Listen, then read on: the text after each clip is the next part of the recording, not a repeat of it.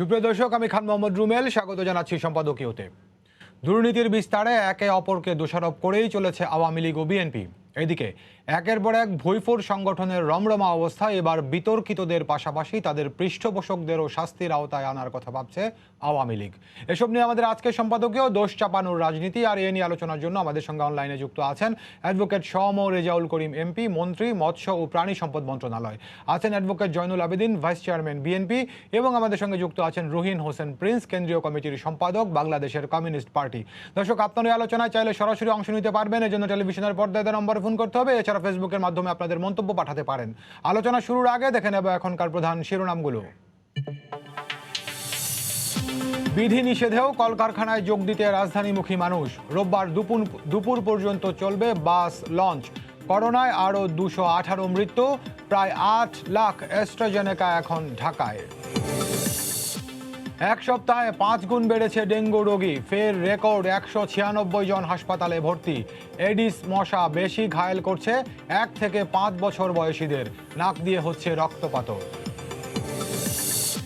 চট্টগ্রামে 1.5 বছর আগে সন্ত্রাসীদের হাতে অপহৃতের লাশের খোঁজে পিবিআই, চষে বেড়াচ্ছে দুর্গম পাহাড়ি অঞ্চল। 10 লাখ টাকার বিনিময়ে খুন করে করা হয় গুম।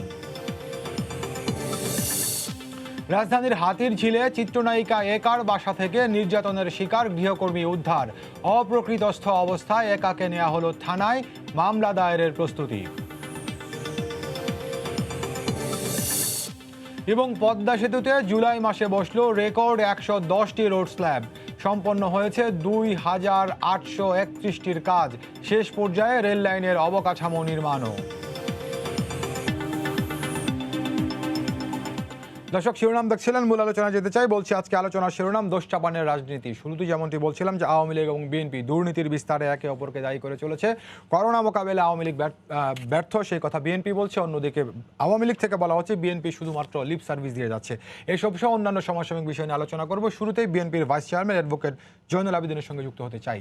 জনাব জয়নুল আবেদিন, আপনাকে স্বাগত জানাচ্ছি আলোচনাতে। আমরা যেমনটি বলছিলাম যে আওয়ামী লীগ এবং বিএনপি একে অপরকে দোষারোপ করে চলেছে দুর্নীতির বিস্তারের জন্য। আজকে বিএনপির মহাসচিব মির্জা ফখরুল ইসলাম আলমগীর বলেছেন যে সর্বত্র দুর্নীতির বিস্তার ঘটেছে, সেটি হোক করোনা মোকাবেলা, হোক ব্যাংক খাত, হোক অর্থ খাত, কিংবা অন্যান্য জায়গা। অপরদিকে তথ্য ও সম্প্রচার মন্ত্রী বলছেন যে বিএনপির আমলে 5 বার দুর্নীতিতে বিশ্ব চ্যাম্পিয়ন হয়েছে বাংলাদেশ, তাদের মুখে দুর্নীতির অভিযোগ শোভা পায় না। তো এখন প্রশ্ন হচ্ছে, আমরা কি এরকম পাল্টাপাল্টি অভিযোগের মধ্যেই থাকবো, নাকি সমাধানের পথ খুঁজবো? ধন্যবাদ রুবেল, ধন্যবাদ আমার ভাই সম রেজাউল করিম আর প্রিন্স ভাই, সকলকে আন্তরিক ধন্যবাদ এবং দর্শক শ্রোতা সকলকে অভিনন্দন। যারা শুনছেন সকলকে ধন্যবাদ দিচ্ছি যে আজকে এই বিষয়টি নিয়ে যে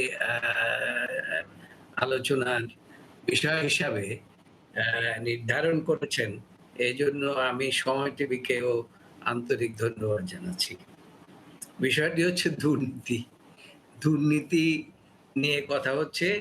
আমাদের মাননীয় মহাসচিব বলছে যে দুর্নীতিতে দেশ ছেয়ে গেছে, দেশ ভরে গেছে। আর আওয়ামী লীগের তথ্যমন্ত্রী বলেছেন যে বিএনপির সময় 5 বার হয়েছে।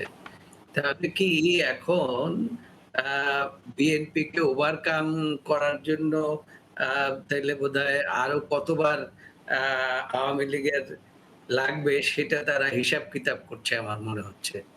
এই তথ্যমন্ত্রীর বক্তব্য, বিএনপি 5 বার করেছে, তারা মিনিমাম তো 10 বার তো করতে হবে। তার কারণ একাধারে 3 বার যখন ক্ষমতায় আছে, না হলে তো এটা পূরণ হবে না। যাই হোক, কথাটা হচ্ছে আমরা একটা কঠিন সময় অতিক্রম করছি। সারা পৃথিবীতেই একটা কঠিন সময় অতিক্রম করছে।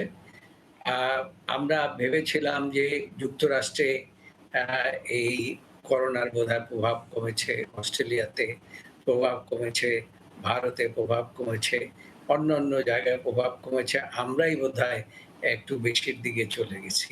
কিন্তু এখন দেখা যাচ্ছে যে ভারতীয় ভেরিয়েন্টটা এমন একটা ভেরিয়েন্ট, সেটা আবার যেখানে কমে গিয়েছিল সেখানে আবার বেড়ে গেছে।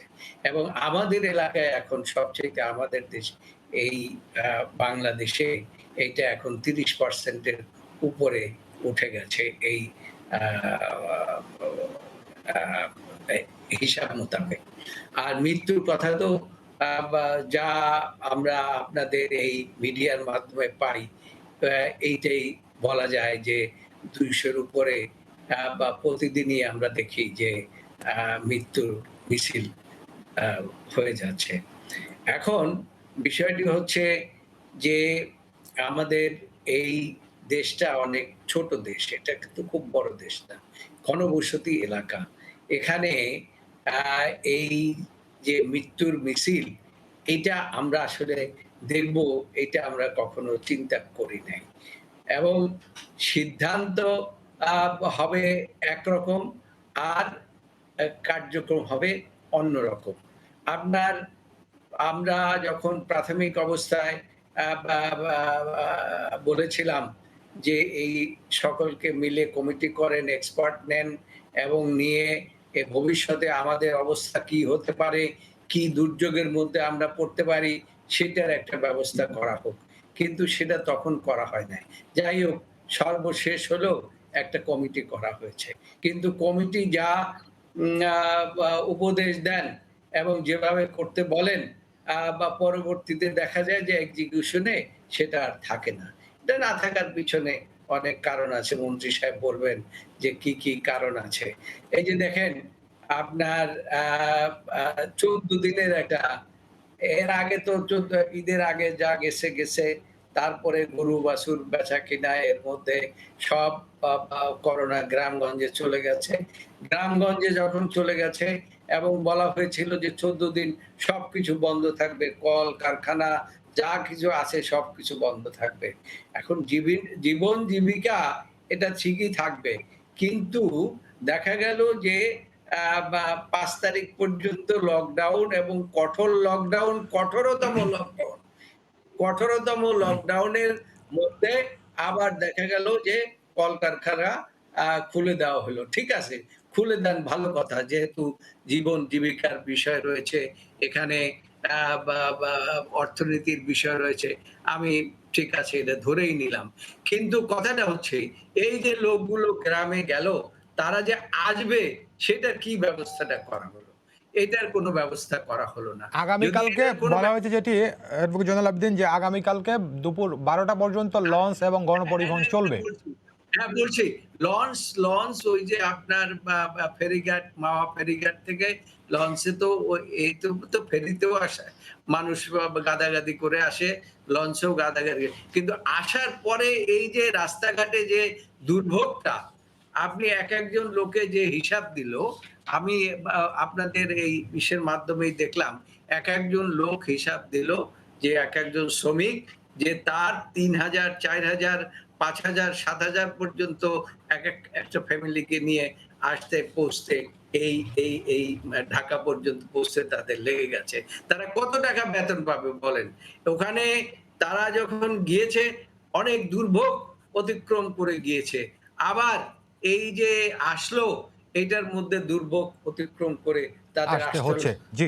আপনাকে অনেক ধন্যবাদ। আপনার সঙ্গে আমি আবারও যুক্ত হবো। একটু মাননীয় মন্ত্রীকে শুনে আমি আপনার সঙ্গে আবারও যুক্ত হচ্ছি, অ্যাডভোকেট জয়নাল আবেদীন। যে মাননীয় মন্ত্রী, আপনাকে স্বাগত জানাচ্ছি আলোচনাতে। আপনি শুনছিলেন যে অ্যাডভোকেট জয়নাল আবেদীনের ২টি প্রসঙ্গ আমি আপনার কাছে একটু জানতে চাই। একটি বিষয় তিনি বলছেন যে বিএনপির সময় যদি ৫ বার চ্যাম্পিয়ন হয়ে থাকে দুর্নীতিতে, তাহলে এখন কি সরকার সেটি অতিক্রম করার চেষ্টা করছে কিনা প্রশ্ন রাখছেন অ্যাডভোকেট জয়নাল আবেদীন। আরেকটি বিষয় তিনি মনে করছেন যে করোনা সংক্রমণ রোধে যে কঠোর বিধিনিষেধ আমরা দিয়েছি, সেটিকে তিনি মনে করছেন যে অপরিকল্পিত। ধন্যবাদ আপনাকে এবং আমাদের শ্রদ্ধেয় জয়নুল আবেদীন, রুহিন হোসেন প্রিন্স সহ আপনাদের অগণিত দর্শক শ্রোতাদেরকে। আমি একেবারে ছোট করে জাস্ট প্রশ্নগুলোর জবাবটা দিই। প্রথম হচ্ছে, দুর্নীতিতে আওয়ামী লীগ কখনোই চ্যাম্পিয়ন হয় নাই, কাজে একটু বেশি সময় ধরে চ্যাম্পিয়ন হবে এই চিন্তা চেতনা তো আওয়ামী লীগের নাই। কারণ প্রধানমন্ত্রী শেখ হাসিনা দুর্নীতির ব্যাপারে জিরো টলারেন্স ঘোষণা করে দুর্নীতিবাজদের ধরার চেষ্টা করছেন, ধরতেছেন। আজকে টেলিভিশনের স্ক্রলে তাকালে দেখা যায় এই বিসমিল্লাহ গ্রুপ, ওই হলমার্কস গ্রুপ, এই ডেস্টিনি গ্রুপ, ওই অমকরা, ওই সাবরিনা, বিভিন্নভাবে দুর্নীতিবাজদের ধরা হচ্ছে, তাদের আইনের আওতায় আনা হচ্ছে, অনেকের কারাদণ্ড হয়েছে, অনেকের বিচার শেষ প্রান্তে, অনেকে জেলখানার ভিতর আছে, বিভিন্ন রকম। আমি এই প্রসঙ্গে একটা কথা বলি, এটা একটু একাডেমিক্যালি বলি। দুর্নীতি যারা করেন তাদের কিন্তু একটা সিন্ডিকেট থাকে। এই সিন্ডিকেটটা কিন্তু অনেক শক্ত সিন্ডিকেট। তারা কিন্তু বিচ্ছিন্নভাবে দুর্নীতি করেন না। তারা কিভাবে অব্যাহতি পাওয়া যাবে সে জাতীয় একটা সার্কেলের সঙ্গে তাদের যোগাযোগ থাকে। দুর্নীতির সূচনাটা কিভাবে করেন? অত্যন্ত কৌশল অবলম্বন করে করেন। কখনো কখনো দুর্নীতিবাজদের ধরতে গেলে যারা ধরতে যান তাদেরও কিন্তু মাথায় ঘোল ঢেলে তাকেই দুর্নীতিবাজ বানাবার মতো একটা বিশাল শক্তিশালী সিন্ডিকেট কিন্তু দুর্নীতির সঙ্গে থাকে।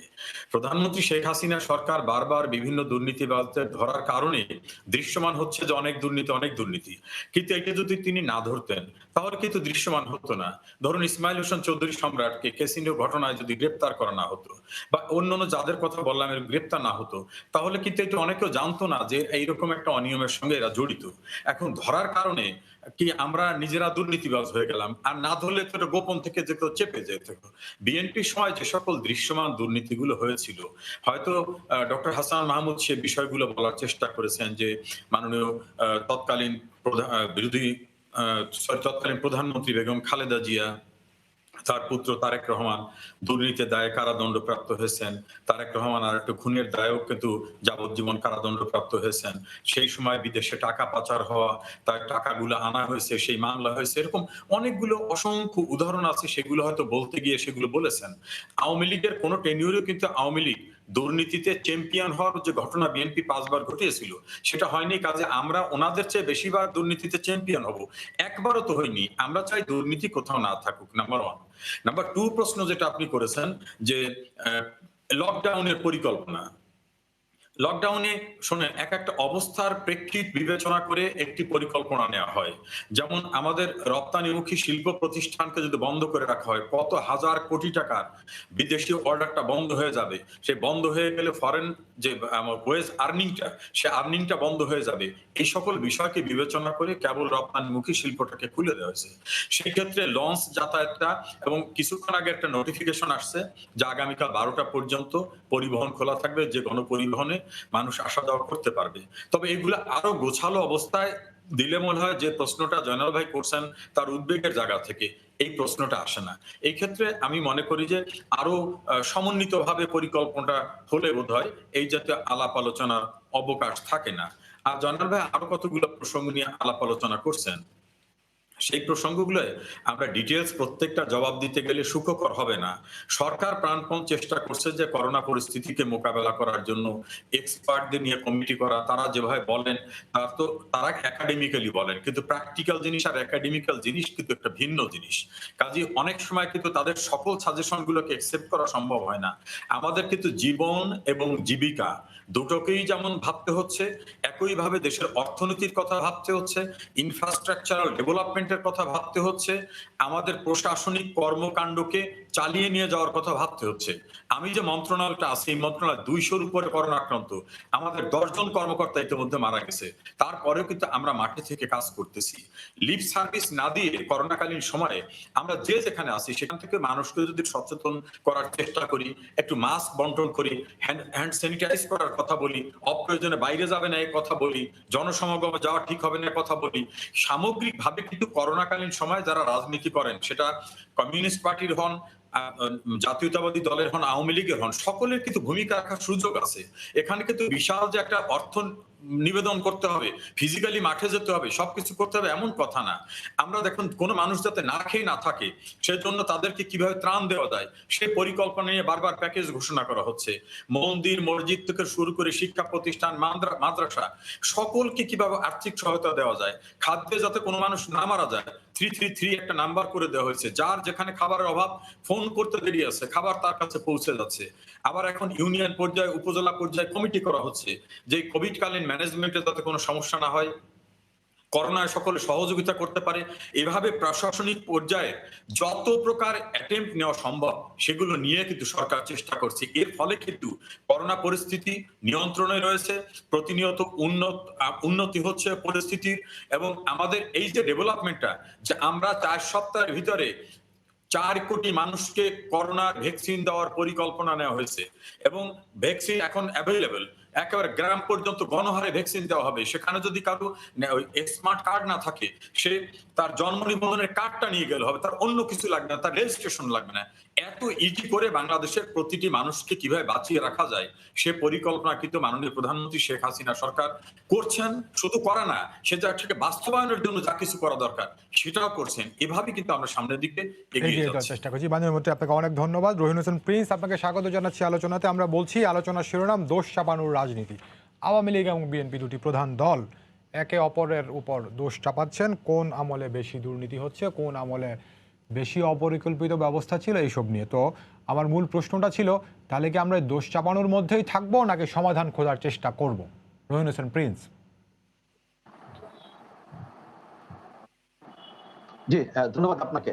জি। এখানে বিশিষ্ট আলোচক জানাল ভাই, আমার রেজাউল ভাই, তাদেরকে শুভেচ্ছা জানাচ্ছি, এবং যারা শুনছেন সবাইকে আমরা একান্ত মনে এটাই কামনা করছি যে আমরা যে সংকটের মধ্যে আছি, এই মহামারীতে আছি, এটা যাতে আমরা দ্রুত কাটিয়ে উঠতে পারি। আপনি যে কথা দিয়ে যে কথা শুনতে চাইলেন আমাকে বলতে বললেন, এবং আমি দুজন বিশিষ্ট আলোচকদের কথা শুনলাম। হুম। আমি কি বলবো, মানে আজকে অবশ্য আমি ভাবছি যে আপনি যে কথা বলছেন আসলে কি এই উত্তর দেওয়ার সময় এখন আছে? আমি ঠিক জানি না এটা প্রাসঙ্গিক হবে কিনা, কিন্তু এক কথাই বলে দিই, সেটা হচ্ছে পুরো পরিস্থিতি দেখে, যেখানে বিশেষ করে আওয়ামী লীগ বিএনপি তাদের যে কথোপকথনের যে কথাগুলো বলছেন, তার মধ্যে কেউ কম কেউ বেশি হতে পারে, সেটা অন্য বিষয়।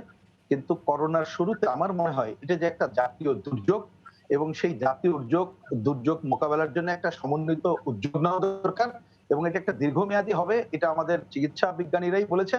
সেটা বিবেচনা করলে অন্ততপক্ষে সরকারের দিক থেকে শুরু থেকে এ পর্যন্ত যে দায়িত্বশীল আচরণ করার কথা ছিল সেটি আমি একেবারেই দেখতে পাই না।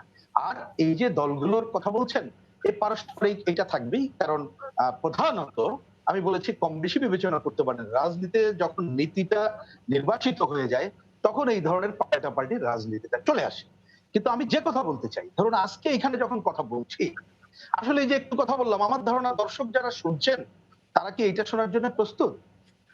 লকডাউন, কঠোর লকডাউন, কত কথা শুনলাম, এবং কষ্টে সৃষ্টে সবাই মিলে চিন্তা করলাম ঠিক আছে এবার 14 দিন আমরা পার করতে পারি কিনা। আমরা বলেছি এই সময় আমাদের চিকিৎসা বিজ্ঞানীরা যে কথা বলা হলো যে আমরা অন্তত উপদেষ্টা পরিষদ দেওয়া হয়েছে, তাদের কথা শুনে চলবে। অদ্ভুত ঘটনা দেখলাম। আমার তো মনে হচ্ছে আসলেই যখন এই আলোচনা করছে একটু ভেবে যদি দেখেন যে এখন কোন সরকার আদৌ আমাদের মধ্যে আছে কিনা, সেটি একটা ব্যাপার। এখানে একজন মন্ত্রী কিন্তু পরিষদের প্রিন্স ভাই, সদস্য আছে। আমাদের মাননীয় মন্ত্রী বলছেন যে একাডেমিক অনেক প্রস্তাব হয়তো বাস্তবে প্রয়োগ করার ক্ষেত্রে যে পুরোটা করা সম্ভব হয় না। আসছি সে জায়গায় আসছি। এখন না বাস্তবে কোনটা, আমি সেটার উদাহরণ দিচ্ছি। যখন কথা হলো আপনি যদি বাস্তবে সম্ভব নাও হয়, তার একটা সময় তো আছে। গতকাল রাতে হঠাৎ করে মন্ত্রী পরিষদ, মানে কালকে একটা সিদ্ধান্ত আমরা শুনলাম যেটা কারখানা খোলা থাকবে। গতকাল রাতে আরেকজন মন্ত্রী শুনলাম তিনি বলছেন এটা কি আমি অজ্ঞতা বলবো নাকি এটাকে সচেতন প্রয়াস? যদি এটা থাকে তাহলে একটা মন্ত্রী পরিষদে থাকে কিভাবে, এটা তো আমি বুঝি না। আরেকজন মন্ত্রী তিনি বলছেন যে না, এটা যদিও আমরা খুলে দিয়েছি কিন্তু যারা ঢাকায় আছে তারা এইখানে থাকবে। আপনি বলেন তো এই কথা কেউ বিশ্বাস করবে? এটা কি কেউ বিশ্বাস করেছে? বিজেপি তার পক্ষ থেকে এর আগে থেকে কিভাবে এসএমএস করা কিভাবে করা হয়েছে সবই জানে। যদি কথার কথা একান্ত বাধ্য হতে, আমি কথার কথা যদি এটার সাথে আমরা একমত না, খুলেও দিতে হয়, তাহলে তো দুদিন সময় দিয়ে আপনি এই সমস্ত গরিব মানুষকে যারা শ্রমতাকে আনার সুযোগ দিয়ে করবেন, যেটা আজকে এখন আপনি বলছেন যে পরিপত্র দিয়ে দিয়ে, তাহলে এই যে কাজটা হলো এটা কি কোনো দায়িত্বশীল আচরণ? সুতরাং আমি একটা যে সিদ্ধান্ত নিলেন সেই সিদ্ধান্তটা একটা কি বলবো অন্যায়, জনগণের ঘাড়ে চাপানো, এবং এই শ্রমিক মালিকদের মধ্যে যারা রক্তচোষা, আমি সবার কথা বলছি না, তাদের সপক্ষে মন্ত্রী পরিষদ ভূমিকা নিলেন এই ধরনের একটা মহামারীর মধ্যে। এটা কি কোন সাধারণ জ্ঞান সম্পন্ন কেউ কি এটাকে সাপোর্ট করতে পারেন? এবং আমার তো ব্যক্তিগতভাবে মনে আমার ভুল হতে পারে, সেটা হলে নিশ্চয়ই শুধরাই দেবেন। এই যে বিশেষ করে গতকাল এবং এই পরিস্থিতির পর এই ঘটনা আমরা আগের ঈদেও দেখেছি, অন্য সময় দেখেছি, এরপরে কি আমাদের কারোর বিশেষ করে যারা ক্ষমতায় আছেন কোন নৈতিক অধিকার আছে মানুষকে কোনো কথা বলে আর শোনানোর? কারণ যাদেরই এই ধরনের আলোচনার একটা স্থির জায়গায় থাকার সিদ্ধান্ত হচ্ছে না, বাস্তবতা হচ্ছে না, এবং মালিকদের প্রেসারে এসেই তারা এই ভূমিকা নিচ্ছেন, তাহলে তো এটা চলে না। সুতরাং যথাসময়ে যদি যথা সিদ্ধান্ত নেওয়া যায় এবং একটা মহামারীর সময় যদি একটা হিসাব করতে হয় কাকে আমরা নেতা চিন্তা করবো, ওই যে বিরোধী টিমকে নেতা করেন, আমাদের করার দরকার নেই, আমাদের যতটুকু সাধ্য করছি এবং আরো সমন্বিত উদ্যোগ কিভাবে নেওয়া যায় সেটা তো সরকার কখনো এটা চাচ্ছে না। সুতরাং আমাদের কাছে কি আপনারা আশা করবেন? সুতরাং আপনি যে সিদ্ধান্ত নিলেন একটা অবাস্তব সিদ্ধান্ত নিলে এটা বাস্তবায়ন আপনি করতে পারবেন না, বরঞ্চ এই যে কথা মালার পাল্টাপাল্টি রাজনীতি এটার মধ্যে যাবেন, মহামারীর প্রকোপ বাড়তে থাকবে, আমরা একটা দুঃসম অতিক্রম করব। জি, অনেক ধন্যবাদ প্রিন্স ভাই, আপনার সঙ্গে আমি আবারও যুক্ত হবো একজন দর্শকের ফোন নিয়ে। আমি আবার আসছি। দর্শক, আপনার নাম বলে প্রশ্ন করুন। হ্যালো, জি, শুনছি, বলুন দর্শক, শুনতে পাচ্ছি, বলুন। আমি কিশোরগঞ্জ কোটিয়াদি থেকে বলছি। জি, আমার জানার বিষয় বা প্রশ্ন হলো মৎস্য ও পশু সম্পদ মন্ত্রী সমর রেজাউল করিম সাহেবের কাছে জি, যে হেলেনা জাহাঙ্গীর এত বিতর্কিত, তারপরেও কেন এই তাকে আওয়ামী লীগের মতো একটা দলে সাংগঠনিক কাজে দলে পদে কিভাবে অধিষ্ঠিত করলো, এটাই আমার। জি, আপনাকে ধন্যবাদ দর্শক। এরই মধ্যে তাকে বহিষ্কার করা হয়েছে, নিশ্চয়ই আপনি জানেন। তারপর আমরা মাননীয় মন্ত্রীর কাছ থেকে জানার চেষ্টা করব। তার আগে আমি অ্যাডভোকেট জয়নুল আবেদিনকে শুনতে চাই। অ্যাডভোকেট জয়নুল আবেদিন, আপনাকে একটু আবারও শুনতে চাই। আপনি শুনছিলেন যে মন্ত্রী যেটি বলছেন যে এখন যারা দুর্নীতির সঙ্গে যুক্ত তাদেরকে একের পর এক গ্রেফতার করা হচ্ছে, এ কারণেই দুর্নীতিটি খুব বেশি দৃশ্যমান বলে মনে হচ্ছে, কিন্তু বর্তমান সরকার কোনো দুর্নীতিকেই প্রশ্রয় দেয় না। হ্যাঁ, মাননীয় মন্ত্রী সবসময় ভালো বলেন এবং তার বলার আবার একটা ভিন্ন স্টাইল আছে এবং সেই স্টাইল অনুসারে তিনি খুব ভালো বলেছেন এবং শুনতে ভালোই লাগে। কিন্তু কথাটা হচ্ছে, আপনি দেখেন, চ্যাম্পিয়ন হওয়ারও দরকার নাই, আর আপনার দেশ একটা কি অবস্থার মধ্যে আছে সেটা মাননীয় মন্ত্রীকে চিন্তা করতে হবে, আমাদের সকলকে চিন্তা করতে হবে, এই জাতির যে যেখানে আছে সকলকে চিন্তা করতে হবে। এই অবস্থার মধ্যে আপনি গত 1-2 বছরের মধ্যে আপনি এই যে কি বলে এই গতকালকের মহিলা, এর আগের যে আপনার এই কি বলে ওয়েস্টিনের বা সেই পাপিয়া, তারপরে ওই আরেক হসপিটালের আরেক মহিলা, এই যে এরা কোন চ্যাম্পিয়নের মধ্যে পড়ে আমাকে সেটা বলেন। দেখা যায় যে সবাই এদের সাথে আছে, কিন্তু যখনই ধরা পড়ে তখনই তাদের বাসায় গেলে দেখা যায় যে অনেক কিছু ওখান থেকে উদ্ধার হয়, তখন কেউ দায় দায়িত্ব নিতে চায় না। কোনো মন্ত্রী, কোনো নেতা, কোনো সরকারি দলের নেতা তার দায় দায়িত্ব নিতে চায় না। তাইলে এখন এই মাত্রাটা কে হিসাব করবে আমাকে বলেন? যে ও মাননীয় মন্ত্রী বলেছে ওনারা ধরে দেখে ওনাদেরকে চোর বলা হয়, আর বিএনপির সময়ও এরকমই ধরেছে। যারা, আপনি জানেন যে মাজেদুল হকের মতো মেজর জেনারেল মাজেদুল হকের মতো লোকেরও আপনার মন্ত্রিত্ব চলে গিয়েছিল তার একটা দুর্নীতির কারণে।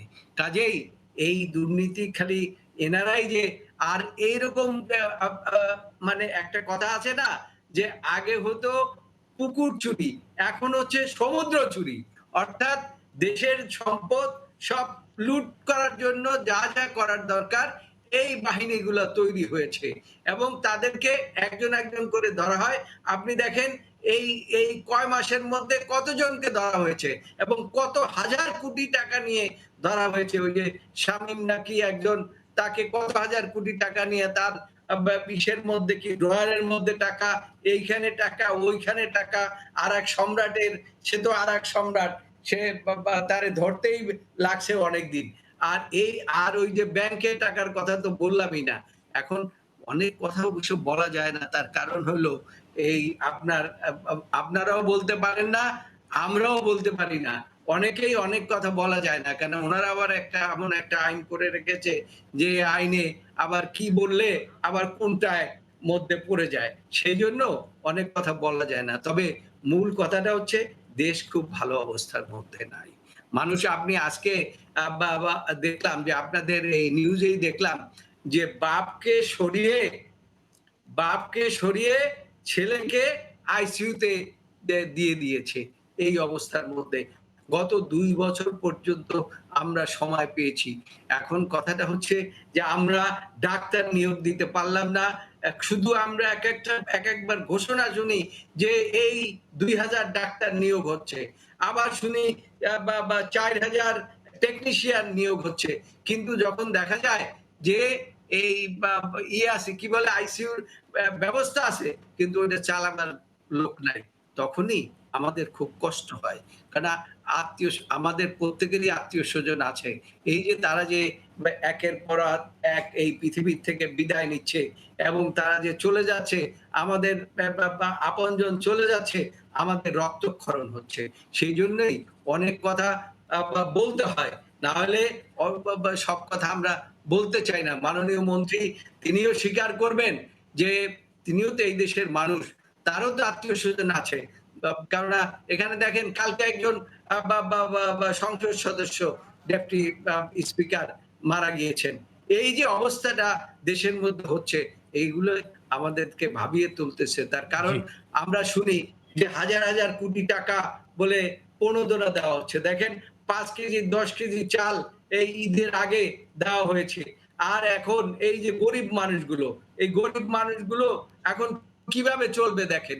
এই তার উপরে আবার মরার উপরে খরার ঘা আবার বলছে গতকালকে নির্দেশ দিয়ে যে এই আপনারা সব চলে আসেন, এখন আমরা আবার কলকারখানা চালিয়ে দেব। এখন প্রত্যেকেই বলে যে আমরা কিভাবে যাব। এখন কেউ উল্টে পড়ে, কেউ আপনার ইসের নিচে পড়ে, গাড়ির নিচে পড়ে, কেউ ওই যে কি জানি একটা হিউম্যান হোলার এর নিচে পড়ে। এইভাবে করে আজকে আপনাদের এই নিউজেই দেখলাম যে অনেকে মৃত্যুবরণ করেছে। এই অবস্থাটা কেন হবে আমাদের? জি, অনেক ধন্যবাদ। জি, আমি আপনাকে আবারও শুনতে চাই। মাননীয় মন্ত্রী, আপনি শুনছিলেন যে দর্শক একটি প্রশ্ন করেছিল, আর এই জায়গাতে আরেকটি বিষয় আপনাকে জানতে চাই। আজকে আমরা গণমাধ্যমে খবর দেখলাম যে এইসব বিতর্কিত ব্যক্তি যারা আছেন তাদের পৃষ্ঠপোষক যারা রয়েছে তাদের বিরুদ্ধে ব্যবস্থা নেওয়ার কথা। তাহলে এইসব বিতর্কিত ব্যক্তির ঘটনা তো আজকেই প্রথম নয় বা এটিই প্রথম নয়, এর আগে পরেও ঘটেছে এবং পৃষ্ঠপোষকদেরকে খুঁজে বের করার কথাও অনেক আগে থেকে আসছিল। তো এখন যখন এই পরিমাণে বেড়েছে তখনই কি পৃষ্ঠপোষক খোঁজার কথাতেই উঠছে, আরো আগে কেন উঠলো না? তাহলে কি আরেকটু লাগাম টানা যেত কি না? দেখুন, আমি বাংলাদেশ আওয়ামী লীগের একজন ক্ষুদ্র কর্মী হিসাবে আমার ব্যক্তিগত অনুভূতি হচ্ছে রাজনৈতিক দল হবে সেখানে তারাই আসবে যে মানুষগুলো দেশের কল্যাণে, মানুষের কল্যাণে নিজেকে উৎসর্গ করবে এবং তার নীতি নৈতিকতা মূল্যবোধ থাকবে অন্যদের চেয়ে অনেক বড়। তাহলে রাজনৈতিক দলের সদস্য হবেন। আর যদি মানুষের কল্যাণে, দেশের কল্যাণে নিজেকে উৎসর্গ করার মতো চিন্তা চেতনা না হয়ে মনে হয় যে রাজনৈতিক দল হচ্ছে একটা প্ল্যাটফর্ম, এখানে এসে আমার বিত্ত বৈভবের বিস্তার ঘটাতে হবে, আরামায়েশে কাটাতে হবে, থাকতে হবে, অথবা কোনো না কোনোভাবে পদ পদবিতে যেতে হবে, তাহলে সেটা রাজনীতি না। আমি আপনার এই প্রোগ্রামে আরেকদিন বলেছিলাম যে আমার কনসেপ্ট হচ্ছে নীতির রাজা যেটা সেটাই হচ্ছে রাজনীতি, অর্থাৎ শ্রেষ্ঠতম নীতি যেটা সেটা রাজনীতি হবে। কিন্তু অনাকাঙ্ক্ষিত হলেও সত্য যে হঠাৎ করে বড়লোক হওয়ার, বড়লোক মানে জ্ঞান বুদ্ধিতে না, হঠাৎ করে বড় কিছু হওয়ার একটা অসুস্থ প্রতিযোগিতা কিন্তু চলছে। সে অসুস্থ প্রতিযোগিতায় কেউ এমপি হতে চায়, কেউ মন্ত্রী হতে চায়, কেউ উপজেলা চেয়ারম্যান, কেউ জেলা মেম্বার, বিভিন্ন ভাবে, কেউ 10টা কোম্পানির মালিক, কেউ একটা ক্লাবের মালিক, কেউ নতুন অর্গানাইজেশনের অ্যাডভাইজার, কিছু না হলে উপকমিটির সদস্য, এরকম প্রতিযোগিতা কিন্তু চলছে। এই অসুস্থ প্রতিযোগিতার মাঝ থেকে কিন্তু আমাদের যে নৈতিকতা এবং মূল্যবোধ শেষ হয়ে যাচ্ছে, আমাদের পরিবার ধ্বংস হয়ে যাচ্ছে, আমাদের বাচ্চারা ভালোভাবে মানুষ হচ্ছে না। তারা দেখতেছে কিভাবে হঠাৎ করে আমার বাবা এত টাকার মালিক হলো, আমার বাবা বিল হয়ে যাচ্ছে কিভাবে, এত গ্রুপ অফ কোম্পানিজের মালিক হচ্ছে কিভাবে, আমার বাবা রাতে বাসায় ফেরেন এত টাকা নিয়ে আসেন কোথা থেকে।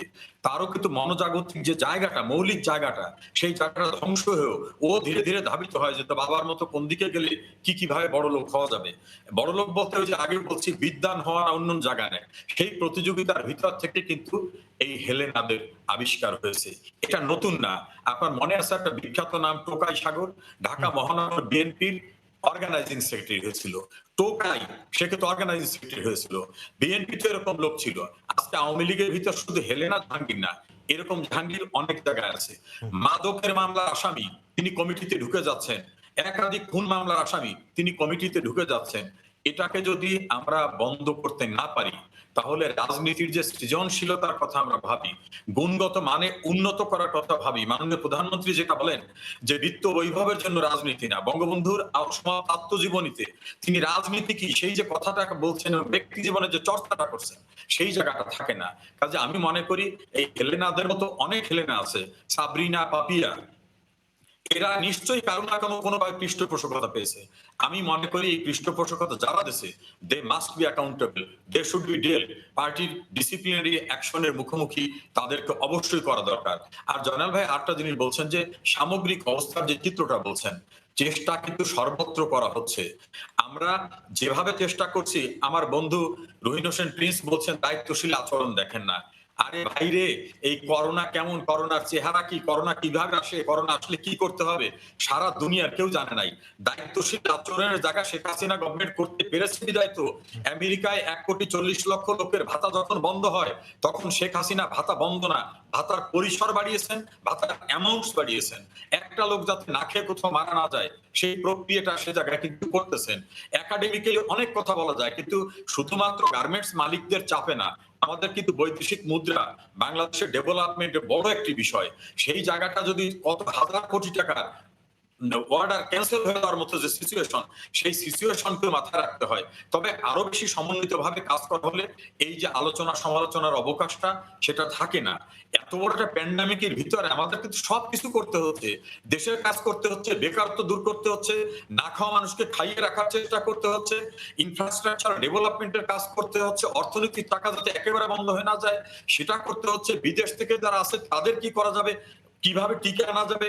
আমরা শুধু সাবসিডি না, বিদেশ থেকে টাকা দিয়ে টিকে এনে সেটা কিভাবে সকল মানুষকে দেওয়া যায়, সবকিছু মিলে চেষ্টা করা হচ্ছে। দেখেন আপনার আইসিইউ কিন্তু ইচ্ছা করলে বৃদ্ধি করা যায় না।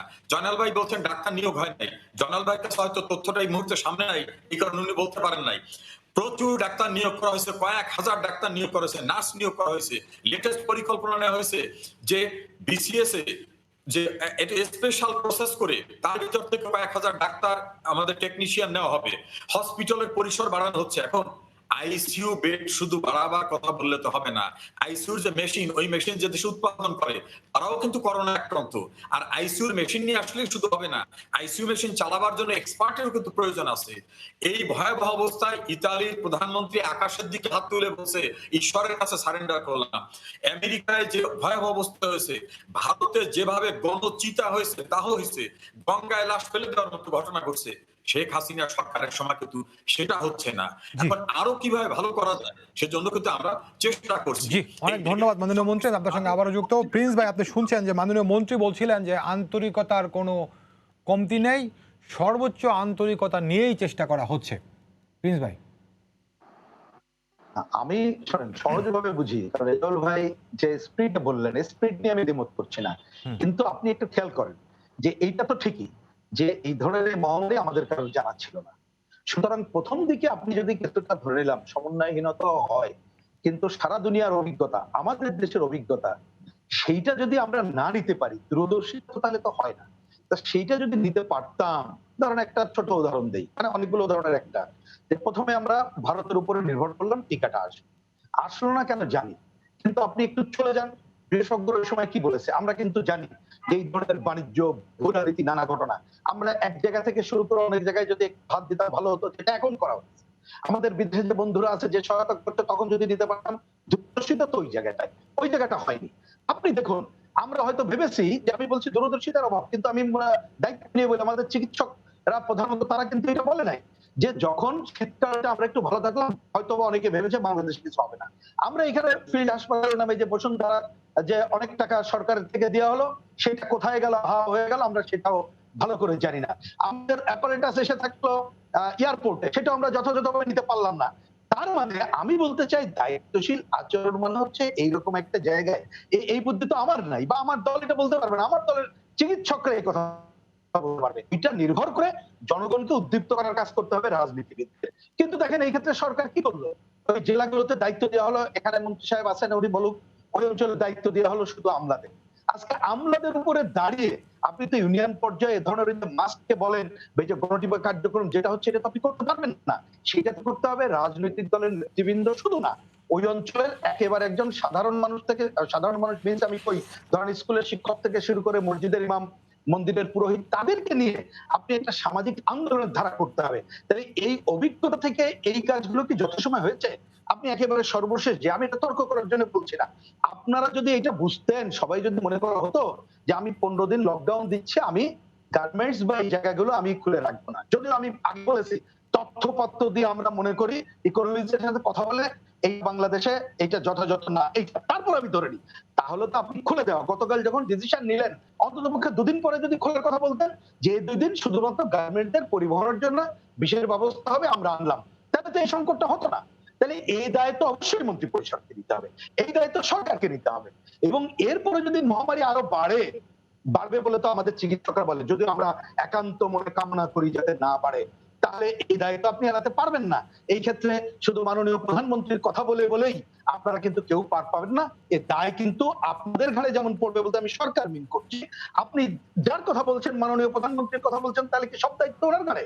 উনি কি একা? তাহলে এত পরিষদ থাকার দরকার কি? কারণ আমি মনে করি যে এখনো সময় আছে।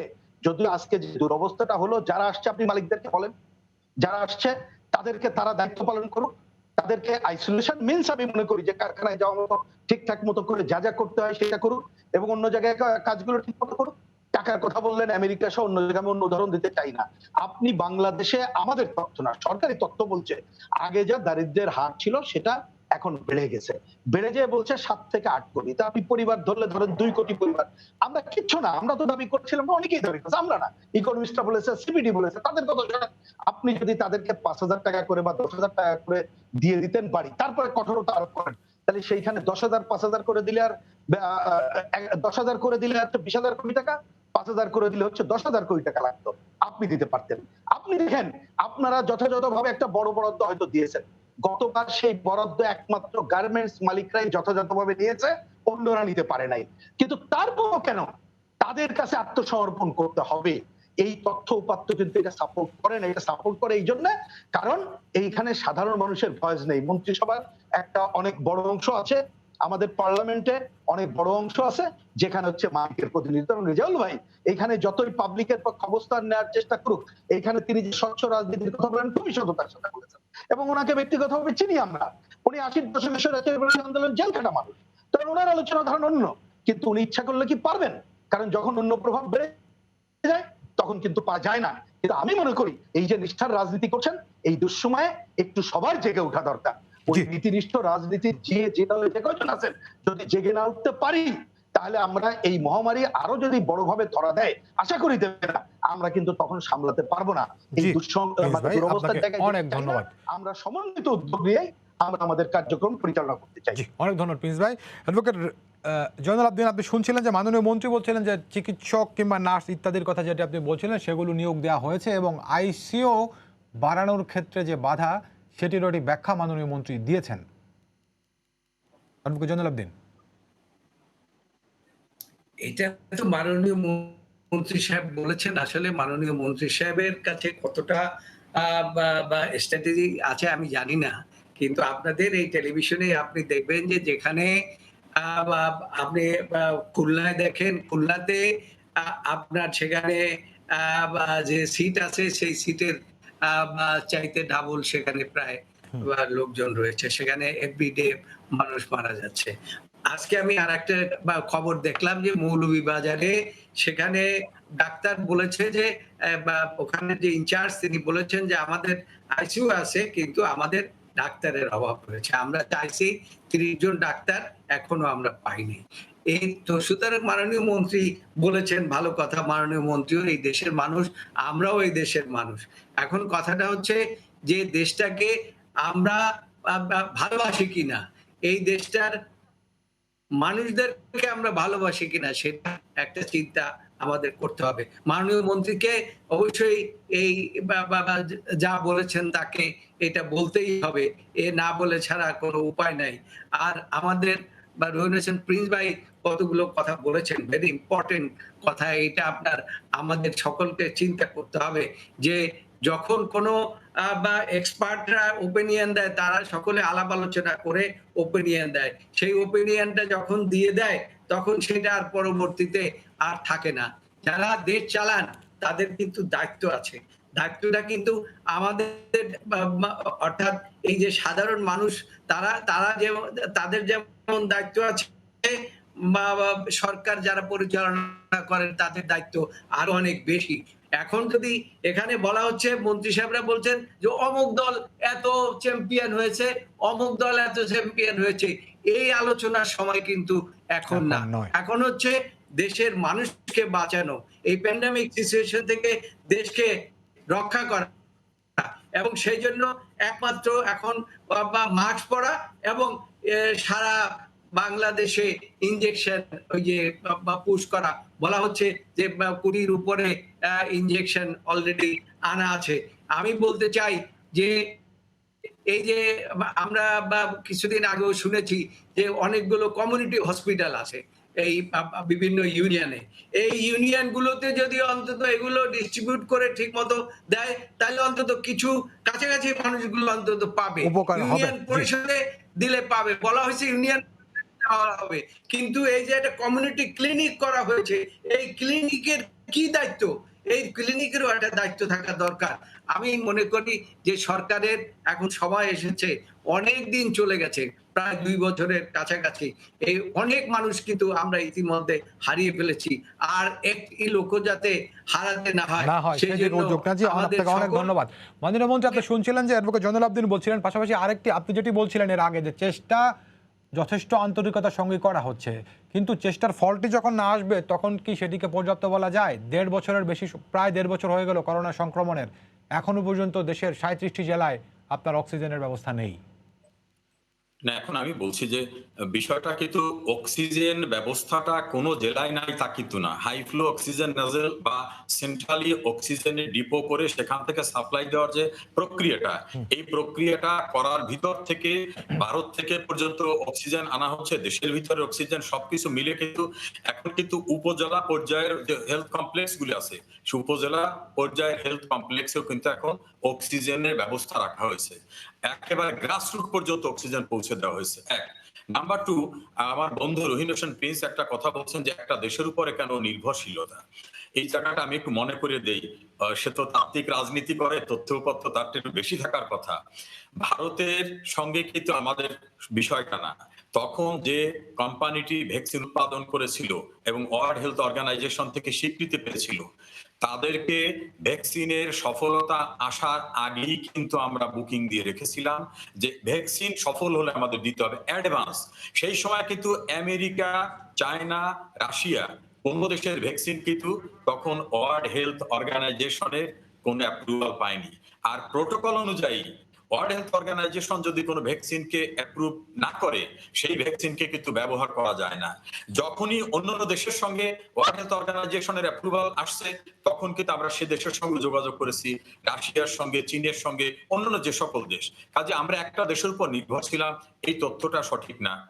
নাম্বার 2 হচ্ছে, জয়নাল ভাই বলছেন যে আমাদের আইসিইউ অন্যান্য জায়গা, এখানে আমি আবার একটু ক্লিয়ার করি, আইসিইউ বেড কিন্তু বাড়ানো হয়েছে, অক্সিজেন সাপ্লাই সেন্ট্রালি দেওয়ার মতো বেড বানানো হয়েছে, হসপিটালে ডেডিকেটেড করোনা হসপিটাল করা হয়েছে। একটা জিনিস কিন্তু আমরা ভুলে যাই, মাত্র কয়েকদিন আগের কথা, করোনা আসার পরে ডাক্তাররা কিন্তু তাদের বাচ্চা পা জড়িয়ে বলছে, বাবা তুমি যেতে পারবা না। ডাক্তাররাও কিন্তু আসতে চাচ্ছিলেন না, কারণ প্রত্যেকের পরিবার আছে, প্রত্যেকের জীবন আছে।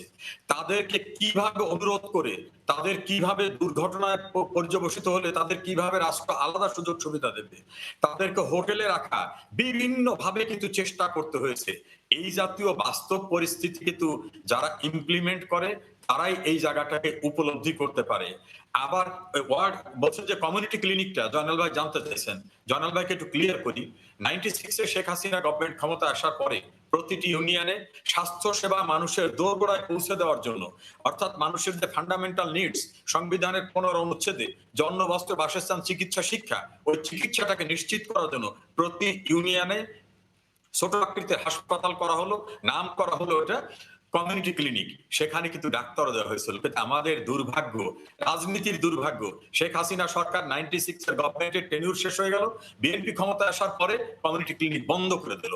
আবার শেখ হাসিনা যখন 2009 গভর্নমেন্ট ফর্ম করলেন, তখন কিন্তু কমিউনিটি ক্লিনিক চালু করছেন। এখন কিন্তু গ্রামে মাতৃ মৃত্যুর হার, শিশু মৃত্যুর হার, ডেলিভারি, অন্যান্য খুব জরুরি ট্রিটমেন্ট সমস্ত কিন্তু কমিউনিটি ক্লিনিক হয়। আমরা প্রতি সপ্তাহে 1 কোটি লোককে টিকা দেওয়ার পরিকল্পনা হয়েছে, সেটা কিন্তু কমিউনিটি ক্লিনিক পর্যন্ত পৌঁছাবে। জানাল ভাই, জি মাননীয় মন্ত্রী, আমরা বুঝতে পেরেছি, আপনাকে অনেক ধন্যবাদ। আর রুহিন হোসেন প্রিন্স ভাই, আপনি এর আগে যে জায়গাটিতে শেষ করেছিলেন যে আর একজন মানুষের যেন মৃত্যু না হয়, সেজন্য আবার সম্মিলিতভাবে চেষ্টা করব, সেই আশাবাদী আমি শেষ করতে চাই। আপনাদের তিনজনকে অনেক ধন্যবাদ আমাদের সঙ্গে যুক্ত হওয়ার জন্য। দর্শক, আপনাদের সবাইকে ধন্যবাদ জানিয়ে শেষ করছি আজকে সম্পাদক। আগামীকাল আবারও দেখা হবে রাত 10টা, দেখার আমন্ত্রণ রইল। শুভরাত্রি।